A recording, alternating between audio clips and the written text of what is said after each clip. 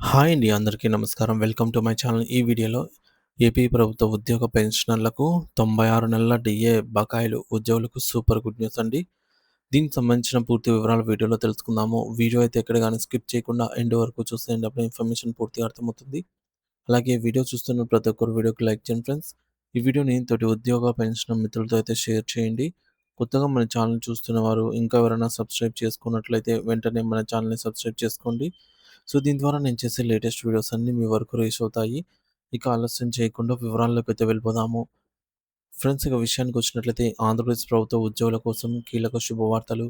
అందరికీ నమస్కారం అండి. ఆంధ్రప్రదేశ్ రాష్ట్రంలోని ప్రభుత్వ ఉద్యోగుల కోసం క్రిస్మస్ పండుగకు ముందు తమకు పెండింగ్ బకాయిలపై ఒక శుభవార్త అందుతుందనైతే ఆశిస్తున్నారు.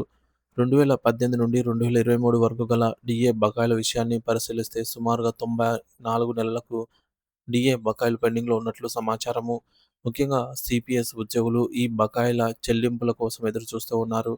ఇక మిగతా ప్రభుత్వ ఉద్యోగులకు సంబంధించి డీఏ, డీఆర్ బకాయిలు సుమారుగా 20,000 కోట్ల వరకు ఉండవచ్చని అంచనా. క్రిస్మస్ పండుగకు డీఏ చెల్లింపుల డిమాండ్లు. 2025 క్రిస్మస్ పండుగ కానుకగా జనవరి మరియు జూలై డీఏల చెల్లింపులు చేయాలనైతే ఉద్యోగులు ప్రభుత్వాన్ని డిమాండ్ చేస్తున్నారు. మరి తమ పెండింగ్ డీఏలపై ప్రభుత్వం త్వరగా స్పందించాలని కోరుతున్నారు.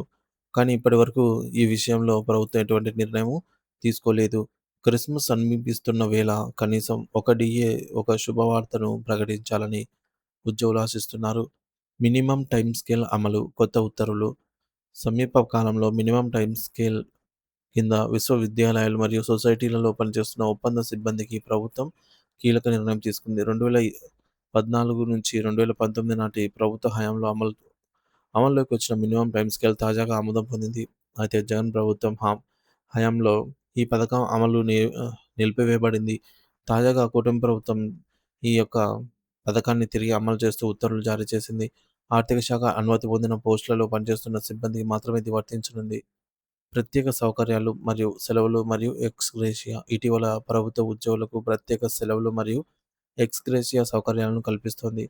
ప్రస్తుత సెలవులు 180 రోజులు. ఎక్స్ గ్రేషియా ప్రమాదవశాత్తు చనిపోతే 5,00,000, సాధారణంగా నేచురల్ డెత్ అయితే 2 లాక్స్ వరకు.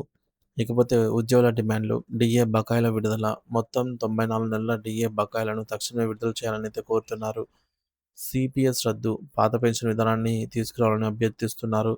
ఎక్స్ గ్రేషియా పథకం మరింత విస్తరించి ప్రతి ఉద్యోగికి అందేలాగా చర్యలు తీసుకోవాలని కోరుతున్నారు. ప్రభుత్వానికి ఉద్యోగుల విజ్ఞప్తి. ఉద్యోగులు తమ పట్ల ఉన్న పెండింగ్ సమస్యలను పరిష్కరించి క్రిస్మస్ పండుగకు కనీసం కొన్ని శుభవార్తలను ప్రకటించాలని ప్రభుత్వాన్ని కోరుతున్నారు. త్వరలో మరిన్ని శుభవార్తలు వస్తాయనే ఆశతో ఉద్యోగులైతే ఎదురు చూస్తూ ఉన్నారు.